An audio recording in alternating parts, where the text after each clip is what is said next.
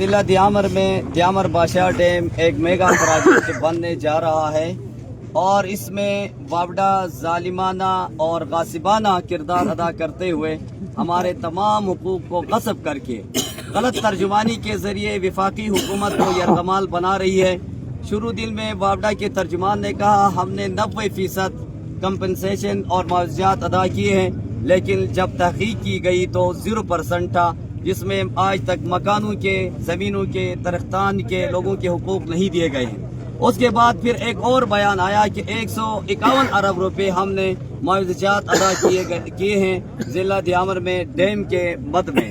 تو میں یہ واوڈا کو چیلنج کرتا ہوں کہ اگر آپ نے 151 ارب روپے پیمنٹ کیے ہیں تو اس میں آپ نے 58 ارب کے لگ بھگ کچھ رقم آپ نے زمین کے معاوضات آپ نے پیمنٹ کیے ہیں، کچھ 12 ارب روپے آپ نے چولجات کی مد میں آپ نے پیمنٹ کیے ہیں، کچھ 1.5 ارب روپے آپ نے نیو ویلیج کے عوض میں آپ نے پیمنٹ کیے ہیں۔ اس کے علاوہ جو یہ تقریباً 70-75 ارب روپے بنتے ہیں، اس کے علاوہ جو 75-71 ارب روپے جو بنتے ہیں، یہ رقم آپ کی عیاشیوں میں اور آپ کی کرپشن میں وہ خرچ ہوئے ہیں جو کہ ضلع دیامر کے عوام کو نہیں دیے گئے ہیں۔ اور اس کا کرپشن کا منہ بولتا ثبوت یہ ہے کہ ایک FIR یہاں کٹی ہے، اس میں 45 کروڑ روپے ایک آدمی کی کرپشن ہے، اور اسی FIR میں لکھا ہوا ہے کہ 2 ایسی کیسز اور بھی ہیں، لیکن آج تک وہ کیسز سامنے نہیں آئے۔ تو اس سے معلوم ہوا کہ انہوں نے ملی بھگت کر کے ہمارے پیسوں سے کرپشن کر کے وزیراعظم اور وفاقی حکومت کو یرغمال بنا کر غلط ترجمانی ہماری کی ہے۔ اس پر ہم ان کا مواخذہ بھی کرتے ہیں اور وزیر اعظم پاکستان اور آرمی چیف اور مطالبہ اداروں سے ہم مطالبہ کرتے ہیں کہ اس کرپشن کا ان سے ثبوت مانگا جائے اور اس کی صاف شفاف تحقیقات کی جائیں کہ یہ کہاں خرچ ہوئے ہیں۔ یہ رقم متاثرین کو نہیں دی گئی ہے، جبکہ متاثرین کے مکانات کے، زمینوں کے معاوضات ابھی تک ادا نہیں کیے گئے ہیں۔ تو 151 ارب روپے کہاں خرچ کیے گئے؟ یہ سب ان کی کرپشن اور ان کی عیاشیوں میں خرچ ہوئے، جبکہ متاثرین کے اوپر خرچ نہیں ہوئے۔ اس کا صاف شفاف تحقیقات ہونا چاہیے۔ والسلام۔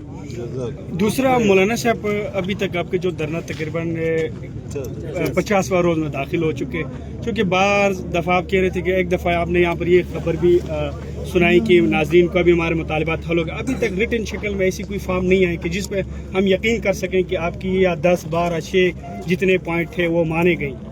اس بارے میں کیا؟ اس بارے میں یہی کہوں گا کہ آج تک ہم نے کہا کہ مطالبات حل ہو رہے ہیں، یہی ایک کمیٹی بناتے وہ کہتے ہیں بس آپ کی مطالبات حل ہو گئے، ہم بھی کہتے ہیں شکر ہے کچھ پیش رفت ہوئی۔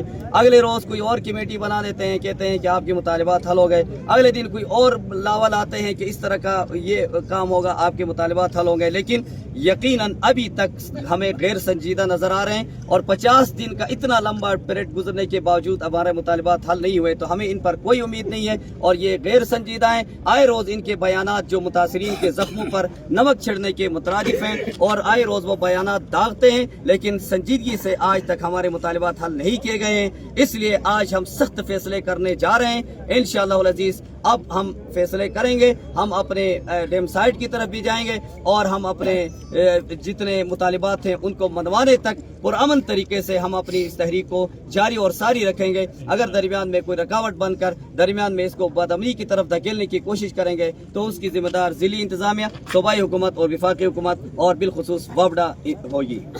مولانا صاحب، یہ ٹیکنیکل کمیٹی کی طرف سے یہ انکشاف کیا ہے کہ ہم نے ان کے 20 مطالبات ہیں اس کو ہم نے مانا ہے، کلیئر کیا ہے، تو اس بات میں کتنی صداقت ہے؟ ہم کئی دنوں سے کہہ رہے ہیں کہ اگر 20 مطالبات ہمارے حل ہوئے ہیں تو ان کے منٹس آف میٹنگ جاری کریں، تو وہ ابھی تک منٹس آف میٹنگ جاری نہیں کر پاتے۔ اس سے پہلے بھی انہوں نے کہا کہ 13 مطالبات آپ کے حل ہوئے، لیکن اس کا بھی منٹس آف میٹنگ انہوں نے نہیں دیا ہے، اور وہ ایسی باتیں جو کہ گزری گئی باتیں لا کر ہمارے مطالبات کے اوپر تھوپ کر کہتے ہیں کہ یہ بھی ہوا یہ بھی ہوا، لیکن حقیقی معنوں میں جو ہمارے جائز مطالبات تھے، ہمارے جائز حقوق تھے، ان پر ابھی تک کوئی بات اور کوئی پیش رفت نہیں ہوئی ہے۔ دوسرا مولانا صاحب، اس وقت پورے ڈسٹرکٹ دیامر کے لوگ آپ کے اوپر باقاعدہ اعتماد کر چکے ہیں۔ جو دھرنا تھا وہ سردیوں کی سیزن سے ہوتا اب گرمیوں کے سیزن میں داخل ہو گیا، اگر یہ دھرنا مزید تاخیر رہا تو ابھی چلاس کی جو مکین ہے وہ سائے نالوں کی طرف جائیں گے، پھر گرمی میں یہاں دھرنا دینا بھی مشکل ہوگا، تو مزید دھرنے میں شدت آئے گا، نہیں اسی جگہ پہ دھرنا یہاں پر ٹھہرے گا؟ یہ دھرنا اب سردیوں میں جیسے رہا ہے، جیسے ہم نے سردی برداشت کی ہے، ہم گرمی کے برداشت کرنے کی بھی عادی ہیں، ہم گرمی بھی برداشت کریں گے، لیکن اب یہ دھرنا یہاں دھرنا نہیں رہے گا، یہ لانگ مارچ کی طرف چلا جائے گا۔ क्या आप टेक्निकल टीम से मुतमईन हैं?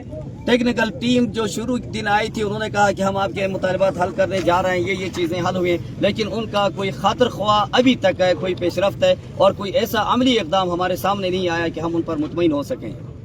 तो मुज़ाकरात जारी रहेंगे मौलाना साहब, या आप मुज़ाकरात के लिए हम वक्त तैयार हैं। जिस वक्त जो भी आता है हम उनके साथ मुज़ाकरात कर रहे हैं, लेकिन टाल मटोल और आज कल वाली लैत वाला अल्लाह पॉलिसी के मुज़ाकरात से हम हरगिज़ मुतमईन भी नहीं है, हम ऐसे मुज़ाकरात करने के लिए तैयार भी नहीं है। आपको वफाक के जो है नीचे बुला रही है जो इस्लामाबाद की तरफ, मौलाना साहब आपकी कमेटी वहाँ जाएगी मुज़ाकरात के लिए? वफाक की तरफ हमने कहा कि शुरू दिन डैम यहाँ बन रहा है, मेगा प्रोजेक्ट यहाँ बन रहे हैं, मुज़ाकरात भी यहाँ होंगे। अगर हमने कहा था कि वहाँ से कोई पावरफुल बाख्तियार कोई कमेटी आए और हमारे कुछ मुतालिबात अगर वो हल करते हैं तो रहे बाकाया मुतालिबात के लिए हम कहीं भी जाने के लिए तैयार हैं, लेकिन आज तक एक पॉइंट पर भी अमल दरामद नहीं हुआ। जब ऐसे गैर संजीदा मुज़ाकरात होंगे तो वो शायद मेरे ख्याल में अगर हमें विफाक में बुलाते हैं तो वहाँ भी टरखाने और टाइम पास करने के अलावा हमें कुछ नजर नहीं आ रहा, लिहाजा ऐसे मुज़ाकरात के लिए हम तैयार नहीं हैं। कहाँ पे फंसा हुआ है? वफाकी गवर्नमेंट के पास, वावड़ा के पास, जो टेक्निकल टीम है उनके पास कहाँ पे कोई न कोई टांग अड़ा रहा है? हमें तो यूँ लगता है कि वावड़ा की तरफ से जो आए रोज बयानात आ रहे हैं ये उनकी गैर संजीदगी और उनकी बदनीति की वजह से वहाँ ही मामला अटका हुआ है